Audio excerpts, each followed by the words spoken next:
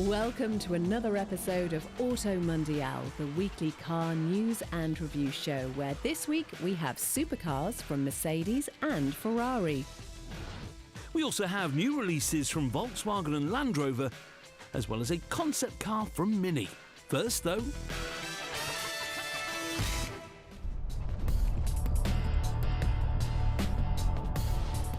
Bentley has revealed a new and updated plug-in hybrid version of its Bentayga SUV.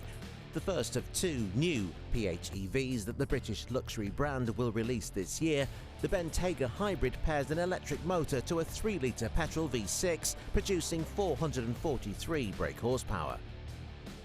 Like most PHEVs, the Bentayga's electric range is quite small at 31 miles. But it will be much easier on your wallet than the V8 and W12 models. Performance figures remain unchanged from the pre-facelift car, achieving 62 miles per hour from rest in 5.5 seconds on its way up to a top speed of 158. It's by no means as quick as its stablemates, but it's still quick enough for an enormous SUV. As part of the model line's recent refresh, all versions now get improved infotainment, updated interior and exterior styling, and lots of tech to rival anything from other VW Group rivals.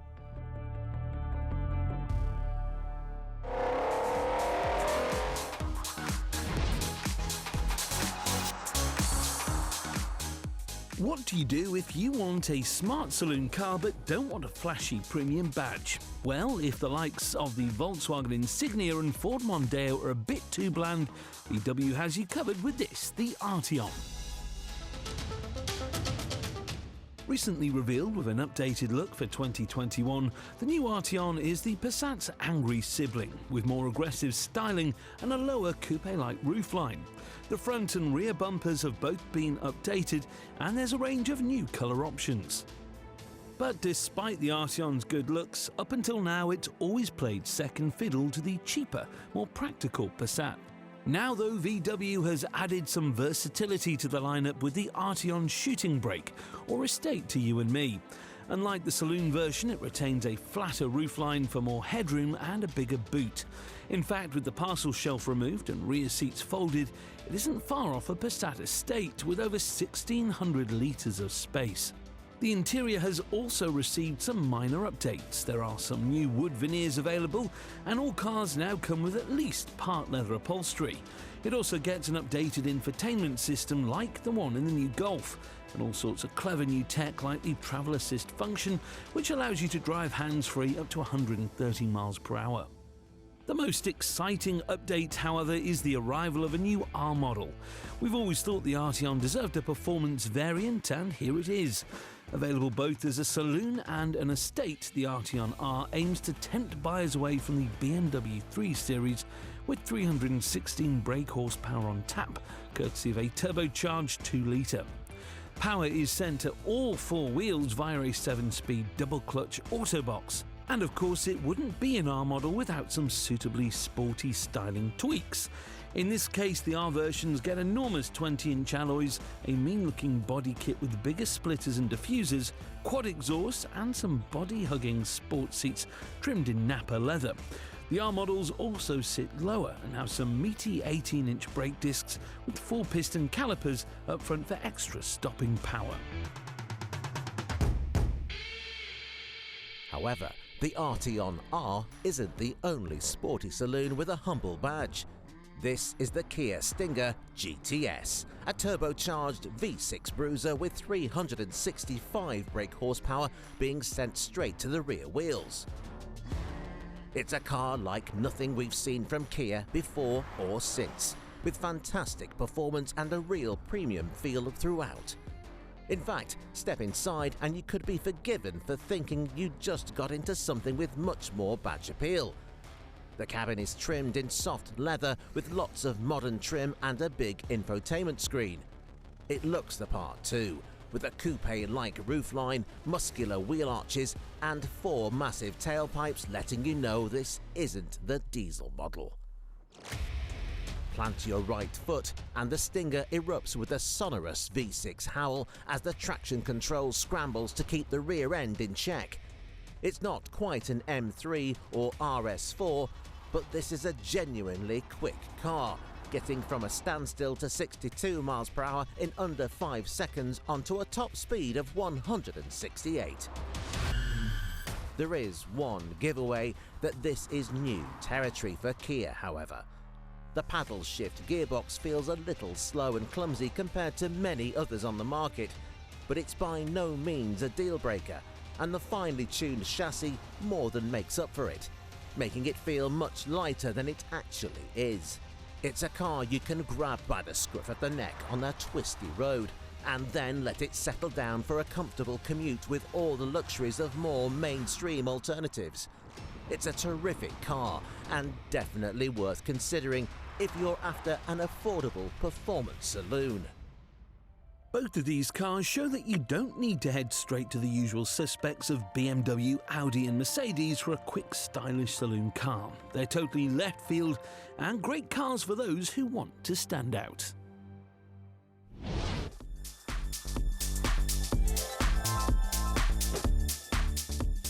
When the 5th generation of the Land Rover Discovery was first revealed in 2016, it caused quite a stir with its bold new look, leaving behind many of the trademark styling cues of older models like the vertically orientated taillights and asymmetric rear windscreen. It was bigger than old versions too, but a lot lighter thanks to its all-aluminium construction, and more luxurious, further narrowing the gap between Discovery and Range Rover. And now, for 2021, it's had a mid-life refresh. On the face of it, the changes are initially hard to spot. It gets some new headlights and an updated front bumper with some redesigned air intakes. At the back, the rear lights have been changed, while there's a whole new range of alloy wheel options to choose from. Sadly, the awkward-looking off-centre rear number plate remains unchanged, with the repositioned Discovery badging doing little to divert the eye. The Discovery's interior was already one of our favourites in this class, but now it's even better with Land Rover's new Pivi Pro infotainment system on a bigger 11-inch screen and a few styling tweaks here and there, including some new controls for the heating and aircon. The Pivi Pro system is both larger and brighter than the old one and easier to use. The rest of the cabin remains as spacious and practical as ever, with loads of space throughout and the nifty electric folding seats helping to make this one of the best cars out there for big families. Under the bonnet, the Discovery gets a new host of engines with an array of JLR's latest 4 and 6 cylinders.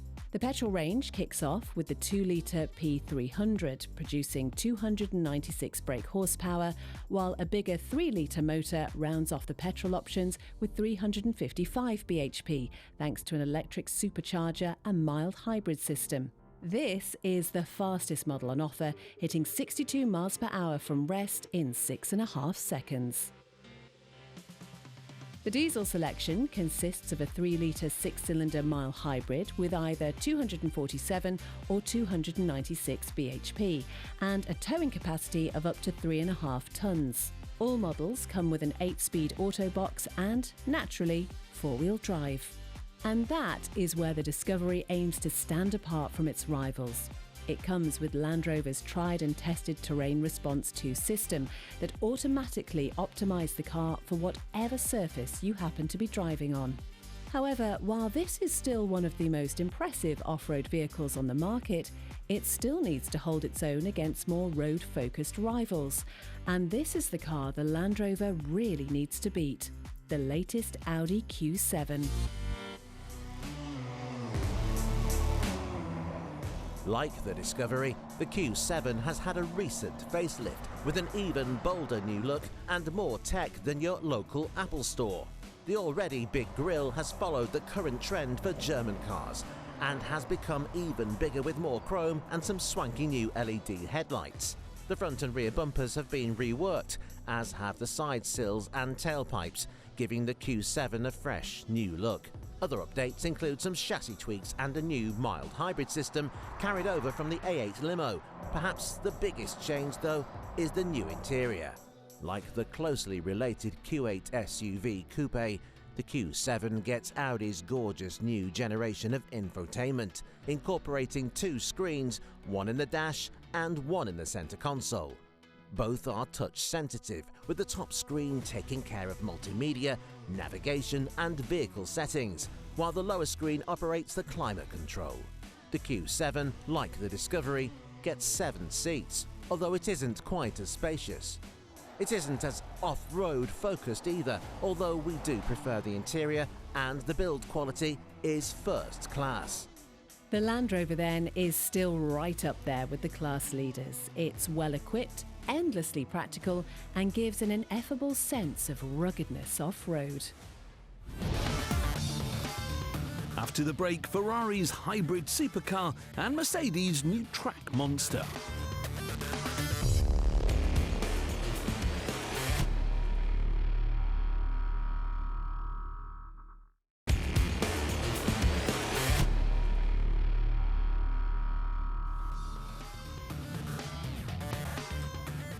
Coming up, a plug-in hybrid from Ferrari, but first,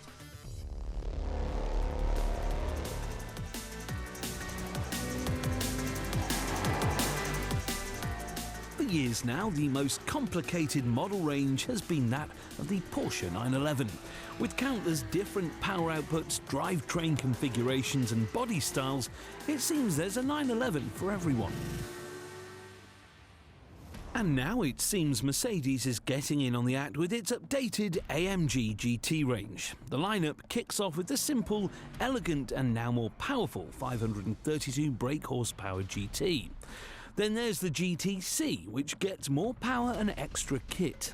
After that, things get really serious with the 577 horsepower GTR and the GTR Pro, which gets some extra track-focused chassis tweaks.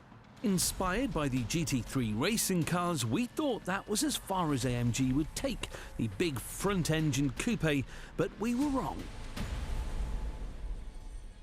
This is the all-new Mercedes AMG GT Black Series, and quite simply, it's the fastest Mercedes road car you can buy.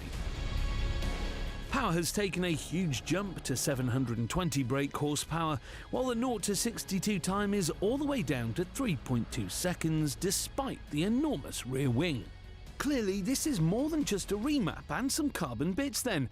Since the launch of the Black Series range in 2006, these skunkwork projects have pushed the limits of what cars with number plates can do. In fact, if you manually adjust the GT's front splitter to its race setting, the car is no longer road legal. That's how focused it is. The increase in power has come from some seriously involved fettling. The familiar 4-litre Hot V engine has been fitted with a lightweight flat-plane crankshaft, like you'd find in a V8 Ferrari. As a result, the baritone rumble of the GTR has been replaced with a more sophisticated tenor soundtrack. Other modifications include bigger turbos, new exhaust manifolds, and meteor intercoolers, helping the Big Merc to reach a top speed of 202 miles per hour, far more than the GTR Pro. But it's not just under the bonnet where the GT's had some work done. It's had plenty of cosmetic surgery too, all in the name of increased downforce. Up front, there's the aforementioned adjustable splitter and updated front bumper, designed to work with a new bonnet to improve airflow and extract heat from the engine bay. Then there are the vents on the wheel arches, which expel trapped air, a new rear diffuser, and an almighty rear wing that looks to have been taken from some sort of light aircraft. The chassis has also been reworked with bigger brakes, lower suspension, and a wider footprint, further mimicking the race version. But despite all this race car technology, the cabin remains remarkably civilized, with the standard car's infotainment system, now with the Black Series graphics and all the usual Mercedes luxuries. The optional track pack adds these gorgeous carbon-backed bucket seats, 4-point harnesses, a fire extinguisher, and a titanium roll cage. The result of all these modifications is a Nürburgring lap record. In November 2020, the Black Series set a record time for a road-going production car of 6 minutes and 48 seconds, beating the Lamborghini Aventador SVJ by just over a second. However, it isn't the only track-focused front-engine super coupe. Enter the Nissan GTR Nismo. Like the Black Series, the Nismo is a hardcore version of an already very quick car. It follows a similar recipe of more power, track-tuned chassis, and in-your-face aero with aggressive wings and diffusers. It may be down on power versus the Mercedes at 600 bhp, but thanks to its all-wheel drive system, 0 to 62 takes less than 3 seconds. Like the Merc, the Nismo has been optimised for track driving. The Dunlop tyres have a bigger contact patch than the standard cars, resulting in a 7% boost in grip. The tyres have even been made rounder, so there's more rubber in contact with the tarmac when cornering. And it's the obsessive attention to detail that defines the GTR Nismo. Every inch has been modified, with lightweight components everywhere, including those wonderful Rays alloy wheels. The cabin isn't quite as lavishly trimmed as the Mercedes, with more than a few buttons carried over from the Qashqais and X-Trails, but it's still gloriously techy, with digital G-meters and temperature gauges in the Gran Turismo-style central screen. Both of these cars, we suspect, represent the last hurrah for their model lines. The Nissan GTR seems to have been in production since the Stone Age, while the Mercedes-AMG GT is likely to be replaced in the next couple of years. For now, though, they both represent the pinnacle of front-engine performance and are genuine rivals for even the hottest of 911s.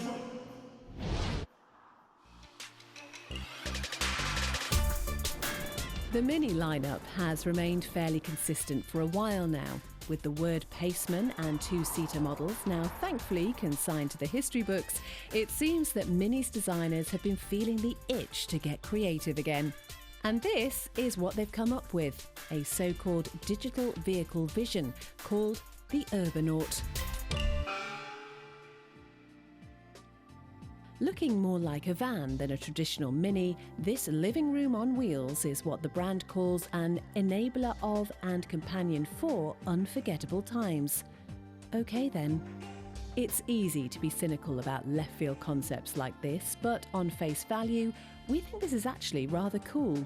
For starters, while it may look like a green loaf of bread, the wheels and lights can change colour and display interesting patterns. But it's on the inside where the URBANAUT really shines. Open the sliding door and you're greeted by the sort of space usually found in architects' digital portfolios, with a frameless circular screen that doubles as a lamp and some very stylish modern furniture. There is a dashboard of sorts, but the steering wheel can fold away for autonomous driving, allowing the front occupants to swivel around and relax with the people in the back and enjoy the different atmosphere modes that Mini calls moments. The millennial occupants can choose between chill, vibe and wanderlust, each bathing the cabin with mood lighting and different fragrances. The URBANAUT is undeniably a fun thing, but something that's a long, long way from ever even being considered for production.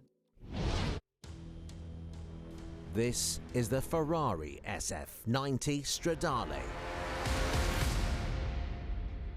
1,000 horsepower monster capable of incredible speeds and record-breaking lap times. However, this is a Ferrari that's shaking up the supercar rulebook. It may be the brand's new flagship, but it's a series production car rather than a limited edition. It's got all-wheel drive and it has a turbocharged V8 where we'd normally expect to find a gloriously naturally aspirated V12. And to top it all off, it's a hybrid. Yep, even Ferrari, the last bastion of power and noise, has gone electric. Just about. Like the Bentley we looked at earlier in the show, the SF90 is plug-in hybrid, meaning its 769 brake horsepower 4-litre V8 is hooked up to 3 electric motors, 2 at the front and 1 at the back. The combined output is 986 bhp. But while this isn't the first hybrid Ferrari we've seen, that was the LaFerrari back in 2013, this is the first that can be driven solely on electric power. For 15.5 miles, the SF90 can silently glide around town. Head onto a track and you can drive up to 84 miles per hour in electric mode. but it's the hybrid mode where you can make the most of the Ferrari's performance. With the petrol and electric motors working in unison, 0 to 62 takes just 2.5 seconds, topping out at 211 miles per hour. Naturally, there's plenty of high-end tech keeping the car in check, like the clever brake-by-wire system, which uses the electric motors to slow the car down whilst regenerating energy, and the slip-slide control, which lets you maintain optimum control as you hang the back end out. The result, so Ferrari tells us, is a car that can lap the Fiorano test track faster than the V12 LaFerrari. So while the SF90 Stradale may be a different kind of supercar, it's paving the way electrified performance.